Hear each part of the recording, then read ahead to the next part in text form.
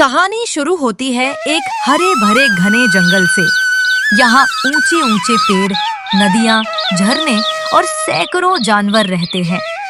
हर सुबह पक्षियों की चहचहाहट से जंगल गूंज उठता। बंदर झूलते, हिरण दौड़ते, खरगोश खेलते और मोर नाचते। लेकिन इस जंगल के किनारे रहते थे एक चालाक गीदड़ और एक मूर्ख भेड़िया। गीदड़ बहुत ही चालाक था। वो छोटा था पर उसकी बुद्धि बड़ी तेज थी। उसे अपनी अक्ल और चालाकी पर बहुत गर्व था। अक्सर वो दूसरे जानवरों को मात दे देता था। इस जंगल में ताकतवर तो बहुत है, लेकिन असली जीत दिमाग वालों की होती है। वही भेड़िया बड़ा ताकतवर था। उसकी दहाड़ सुनकर छोटे जानवर भाग खड़े होते। लेकिन एक कमी थी, वह बेहद मूर्ख और लालची था। उसे लगता था कि ताकत ही सब कुछ है। मैं जंगल का राजा हूँ, जो चाहे खा सकता हूँ, जो चाहे कर सकता हूँ। एक दिन गीदड़ नदी किनारे मछलियाँ ढूंढ रहा था। तभी वहाँ भेड़िया आया। अरे छोटे, यहाँ क्या कर रहा है? ये मेरा इलाका है, जो भी मिलेगा वो मेरा है। गीदड़ डरने के बजाय मुस्कुराने लगा। भाई, मैं तो बस अपनी भूख मिटाने आया था, लेकिन अगर तुम चाहो तो तुम्हें बड़ा स्वादिष्ट खाना दिला सकता हूँ। भेड़िया चौकन्ना हो गया। सच? कैसा खाना? इतना अच्छा खाना कि खाकर उंगलियां चाटते रह जाओगे, लेकिन इसके लिए तुम्हें मेरी बात माननी होगी। भेड़िया, जो हमेशा खाने के लालच में रहता था, तुरंत मान गया। गीदड़ भेड़िए को पास के एक खेत में ले गया, जहाँ किसान ने मुर्गियों का बड़ा झुंड पाला हुआ था। देखो भाई, ये सब तुम्हारे लिए दावत है, लेकिन सीधे मत झपटना, वरना किसान डंडा लेकर आ जाएगा। तो फिर क्या करूं? तुम एक कोने में छुप जाओ और मैं मुर्गियों को डराकर तुम्हारे पास भगा दूंगा। फिर तुम आराम से पकड़ लेना। भेड़िया मान गया और छुपकर बैठ गया। गीदड़ ने जोर से आवाजें की और मुर्गियां घबराकर उधर-उधर भागने लगी। लेकिन चालाक गीदड़ ने जानबूझकर मुर्गियों को भेड़िए से दूर भगा दिया। भेड़िया घंटों इंतजार करता रहा, मगर उसके पास कोई मुर्गी नहीं आई। उधर गीदड़ ने दूसरे कोने से 2 मोटी मुर्गियां पकड़ ली और पेट भरकर खा गया। भेड़िया झल्लाकर बाहर निकला। अरे धोखेबाज, तूने मुझे बेवकूफ बना दिया। अरे भाई, मैंने तो कोशिश की थी। शायद मुर्गियां डरकर गलत दिशा में भाग गईं। भेड़िया गीदड़ की बातों में फंस गया। उसने सोचा, शायद सच कह रहा है। उस दिन से गीदड़ ने ठान लिया कि वो हर बार अपनी चालाकी से भेड़िए को बेवकूफ बनाएगा, और भेड़िया अपनी मूर्खता और लालच के कारण हमेशा गीदड़ के जाल में फंसता जाएगा। अगली सुबह भेड़िया फिर गीदड़ से मिला। उसकी आंखों में गुस्सा और लालच दोनों थे। अरे गीदड़, कल तूने मुझे बेवकूफ बनाया। मैंने घंटों मुर्गियों का इंतजार किया और तूने खुद खा डाला। गीदड़ मुस्कुराया जैसे कुछ हुआ ही ना हो। अरे भाई, गुस्सा मत करो, गलती हो गई थी। लेकिन आज मैं तुम्हें सचमुच दावत दिलाऊंगा, ऐसी दावत जो तुमने कभी नहीं खाई होगी। भेड़िया पहले तो शक में पड़ा, लेकिन फिर उसके पेट से गुर गुर की आवाज आने लगी। उसने सोचा, ठीक है, इस बार भरोसा कर लेता हूँ। गीदड़ भेड़िए को लेकर जंगल के बीच एक तालाब के पास पहुँचा। भाई, इस तालाब में बड़ी बड़ी मछलियाँ रहती हैं। अगर तुम इन्हें पकड़ लो तो पेट भर जाएगा। भेड़िए की आंखें चमक उठी। वाह, लेकिन इन्हें पकड़ूं कैसे? बहुत आसान है। तुम रात को अपनी पूंछ तालाब में डाल देना, मछलियाँ खुद आकर फंस जाएंगी। सुबह तक तुम्हारे पास ढेर सारी मछलियाँ होंगी। भेड़िया इस मूर्खतापूर्ण बात को सच मान गया। रात हुई, चांद की रोशनी तालाब में चमक रही थी।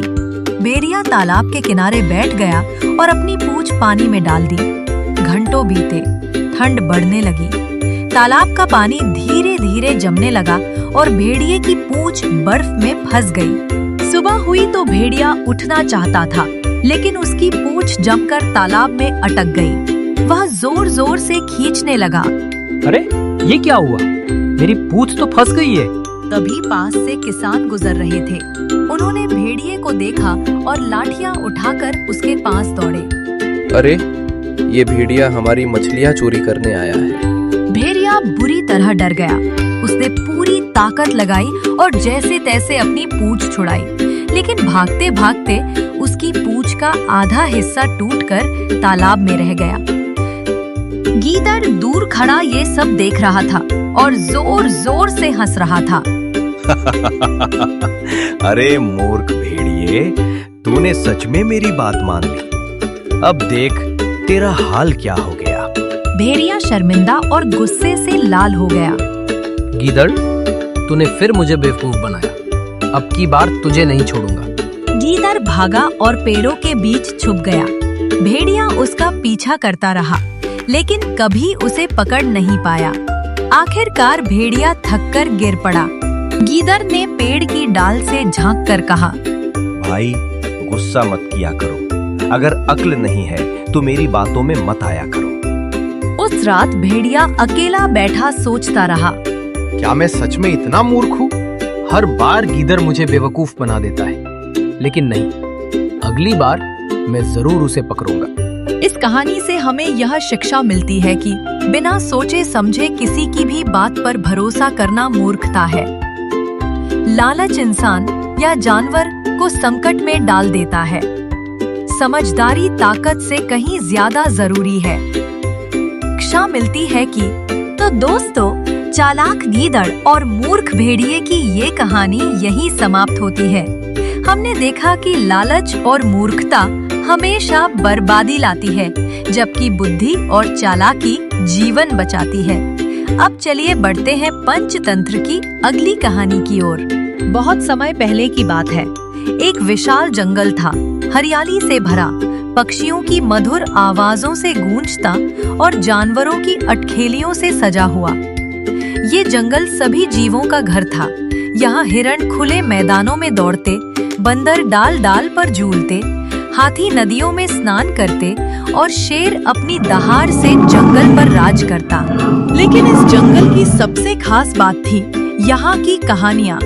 हर पेड़, हर नदी और हर जीव की अपनी एक दास्तान थी, जो आने वाली पीढ़ियों को सीख देती थी। इसी जंगल के एक कोने में रहती थी एक चालाक लोमड़ी, जिसका नाम था मंजरी।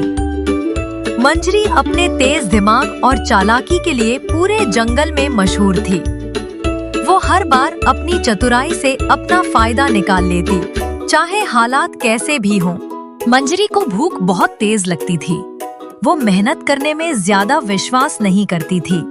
शिकार खुद करने की बजाय वो किसी और का तैयार भोजन छीनने में ही माहिर थी। एक दिन जंगल के पास बसे गांव से किसान धान की बालियां काट कर ला रहे थे। मंजरी धीरे धीरे खेत के किनारे पहुंची और देखा कि किसान ने एक बोरा रखा है, जिसमें खाने के दाने गिरे पड़े हैं। वाह, आज तो बिना मेहनत के भोजन मिल जाएगा। किसान तो अपने बैलगाड़ी में बिजी है और मैं यहाँ से चुपचाप दाना दबोच लेती हूँ। मंजरी धीरे से बोरे में मुंह डालकर दाने खाने लगी, लेकिन तभी किसान ने उसे देख लिया और जोर से चिल्लाया, अरे चोर लोमड़ी, भाग यहाँ से। किसान ने लकड़ी उठाई और दौड़ पड़ा। मंजरी अपनी फुर्ती दिखाकर भाग गई, पर जाते जाते वो सोच रही थी, ये इंसान भी कितने चालाक होते हैं, लेकिन जंगल में अगर किसी को भी मूर्ख बनाया जा सकता है तो वो है मेरे साथी जीव। क्यों ना फिर से कुछ नया जाल बिछाया जाए। उसी जंगल में एक भोला भाला हिरण रहता था। नाम था चंचल। चंचल अपने नाम की तरह ही हमेशा खुश, नाचता कूदता रहता। वो किसी से बैर नहीं रखता था और जल्दी ही दोस्ती कर लेता था। एक दिन मंजरी ने सोचा कि अगर चंचल को अपना साथी बना लिया तो उसे हर बार आसानी से भोजन मिलेगा, क्योंकि हिरण के पास कई दोस्त थे, बंदर, खरगोश, कबूतर और कई पक्षी। अगर मैं इस भोले हिरण को अपनी मीठी बातों में फंसा लूं, तो ये मुझे कभी भी भूखा नहीं रहने देगा और जब सही समय आएगा तो मैं इसका भी फायदा उठा लूंगी। मंजरी ने योजना बनाई और अगले दिन चंचल से मिलने पहुंची। चंचल हरी हरी घास खा रहा था, तभी मंजरी मुस्कुराते हुए उसके पास पहुंची। नमस्ते प्यारे चंचल, तुम तो जंगल के सबसे सुंदर हिरण हो। तुम्हारी चमकती आंखें और दौड़ने की कला, सच में भगवान ने तुम्हें खास बनाया है। अरे नमस्ते मंजरी बहन, आप तो बड़ी तारीफ कर रही हैं। मैं तो बस साधारण हिरण हूँ जो यहाँ घास खाकर खुश रहता है। नहीं नहीं, तुम खास हो। मुझे तो हमेशा लगता है कि इस जंगल में तुम्हारा कोई दोस्त नहीं, सब तुम्हारा फायदा उठाते हैं। क्यों ना हम दोनों सच्ची दोस्ती कर ले? वाह, ये तो बहुत अच्छा होगा। सच कहूँ, मैंने कभी नहीं सोचा था कि तुम जैसी चतुर लोमड़ी मुझसे दोस्ती करना चाहेगी। दोस्ती में चतुराई नहीं देखी जाती प्यारे दोस्त, बस दिल से दिल का रिश्ता जुड़ता है। इस तरह मंजरी और चंचल दोस्त बन गए। दिन बीतते गए। मंजरी हर दिन चंचल के साथ घूमती। जब भी उसे भूख लगती, चंचल अपने हिस्से की घास, फल या जामुन उसके साथ बांट देता। धीरे धीरे चंचल को मंजरी पर पूरा भरोसा हो गया। उसे लगता कि मंजरी उसकी सच्ची दोस्त है।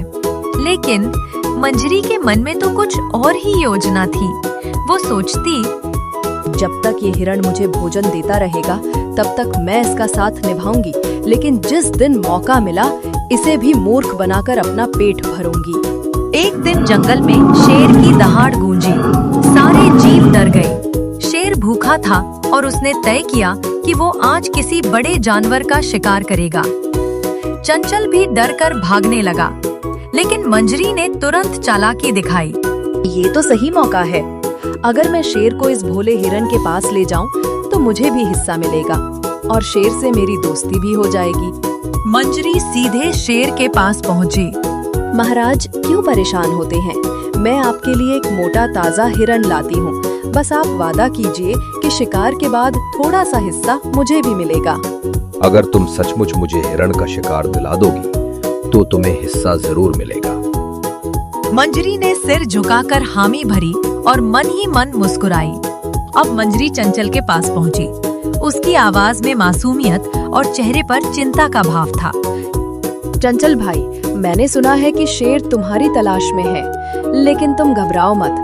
मैं तुम्हें एक गुप्त रास्ते से निकाल दूंगी ताकि शेर तुम्हें कभी पकड़ ना सके। सच कह रही हो मंजरी, तुम्हारे बिना तो मैं शायद बच ही ना पाऊं। हाँ हाँ, मैं तुम्हारी सच्ची दोस्त हूँ। चलो मेरे पीछे आओ, मैं तुम्हें सुरक्षित जगह पर ले चलती हूँ। भोला चंचल उस पर भरोसा कर बैठा और उसके पीछे चल पड़ा। लोमड़ी उसे सीधे शेर की गुफा के पास ले आई। चंचल को कुछ शक तो हुआ, लेकिन उसने सोचा, नहीं नहीं, मंजरी मेरी दोस्त है, वो मुझे धोखा कभी नहीं देगी। लेकिन जैसे ही चंचल ने गुफा में कदम रखा, अचानक शेर गरजते हुए बाहर निकला। आ गया तू मेरे पंजों में। चंचल डर से कांप उठा। उसे समझ आ गया कि उसकी सबसे बड़ी गलती थी अंधा भरोसा करना। पिछले भाग में हमने देखा कि चालाक लोमड़ी मंजरी ने भोले हिरण चंचल को धोखे से शेर की गुफा तक पहुंचा दिया। अब चंचल शेर के सामने फंसा खड़ा था। उसके दिल की धड़कन तेज थी, पैर कांप रहे थे और आंखों में डर साफ झलक रहा था। हा हा हा हा, आज तो मेरी भूख मिट जाएगी। इतना मोटा ताजा हिरण भाग्य से मेरे पंजों में आ गया है। हे जंगल के राजा, कृपा कीजिए, मैं तो बस घास खाकर जीने वाला एक मामूली हिरण हूँ। आप जैसे शक्तिशाली शेर को मुझ पर दया करनी चाहिए। दया? शिकार में दया कहाँ होती है मूर्ख। आज मैं तुम्हें नहीं छोड़ूंगा। गुफा के किनारे खड़ी मंजरी लोमड़ी यह दृश्य देखकर मुस्कुरा रही थी। उसे यकीन था कि उसकी चाल सफल हो गई। वाह मंजरी, तुम सचमुच अद्भुत हो। अब शेर तुम्हें कभी दुश्मन नहीं बनाएगा, क्योंकि तुमने उसे शिकार दिलाया और बदले में तुम्हें हिस्सा भी मिलेगा। क्या कमाल की चाल चली है। उसने शेर की ओर झुककर कहा, महाराज, ये वही हिरण है जिसके बारे में मैंने बताया था। अब आप निश्चिंत होकर इसे खा सकते हैं। लेकिन चंचल भले ही भोला था, मूर्ख नहीं था। उसने तुरंत हालात को समझा। अगर उसने अभी कोई उपाय नहीं किया तो उसकी मौत निश्चित थी। उसने झटपट दिमाग लगाया और कहा, हे महाराज, मैं जानता हूँ कि आज मेरा बचना कठिन है, लेकिन एक आखिरी निवेदन है। मैं चाहता हूँ कि आप मुझे खाकर संतुष्ट हों, लेकिन अगर मेरा शरीर गंदा होगा तो आपको मजा नहीं आएगा। अभी मैं इस गुफा में आते समय कीचड़ में गिर गया हूँ। अगर आप चाहें तो मैं नदी किनारे जाकर स्नान कराऊं और फिर खुद लौटकर आपके सामने आ जाऊं। तब आप मुझे खाकर प्रसन्न हो सकते हैं। शेर थोड़ी देर सोच में पड़ा। वो भूखा था और उसका मन कह रहा था कि अभी हिरन को पकड़कर खत्म कर दे, लेकिन चंचल की बात में भी दम था। सच कह रहा है ये हिरण। अगर इसका शरीर साफ होगा तो भोजन और स्वादिष्ट लगेगा। वैसे भी ये कहाँ भाग सकता है? इस घने जंगल से कोई नहीं बच सकता। शेर ने गहरी सांस ली और बोला, ठीक है, लेकिन ध्यान रखना, अगर तुम भागने की कोशिश करोगे तो मैं तुम्हें कहीं भी ढूंढकर मार डालूंगा। महाराज, मैं आपकी आज्ञा का पालन करूंगा। ये सुनकर मंजरी लोमड़ी चौंक गई। उसकी योजना को धक्का लग रहा था। अरे ये क्या कर डाला इस हिरण ने? अगर ये सचमुच भाग गया तो मेरा हिस्सा भी गया और शेर का भरोसा भी। मुझे तुरंत कुछ करना होगा। उसने तुरंत शेर से कहा, महाराज, इसे जाने मत दीजिए। ये हिरण बहुत धूर्त है। ये बहाने से भाग जाएगा और हमें मूर्ख बना देगा। बेहतर है कि अभी इसे पकड़कर खा ले। चंचल ने तुरंत जवाब दिया, महाराज, सोचिए, अगर आप मेरी बात मानकर मुझे स्वच्छ शरीर के साथ खाएंगे तो ये जंगल में आपकी शान बढ़ाएगा। सारे जानवर कहेंगे कि शेर केवल ताकतवर ही नहीं बल्कि समझदार और शालीन भी है। पर अगर आप मेरी विनती को ठुकराकर मुझे कीचड़ से लथपथ खा लेंगे तो ये आपके गौरव के खिलाफ होगा। शेर ने यह सुनकर गर्दन ऊंची कर ली। उसे अपना रुतबा बहुत प्यारा था। ठीक है, जाओ और स्नान करके लौट आओ, लेकिन याद रखना, अगर लौटे नहीं तो ये चालाक लोमड़ी तुम्हें कहीं भी ढूंढ निकालेगी। जैसे ही शेर ने अनुमति दी, चंचल बिजली की तरह दौड़ा। वह सीधा नदी की ओर नहीं बल्कि जंगल के भीतर गहरी झाड़ियों में भागा। उसे पता था कि यही उसका बचने का एकमात्र रास्ता है। चंचल पूरे जोर से दौड़ रहा था।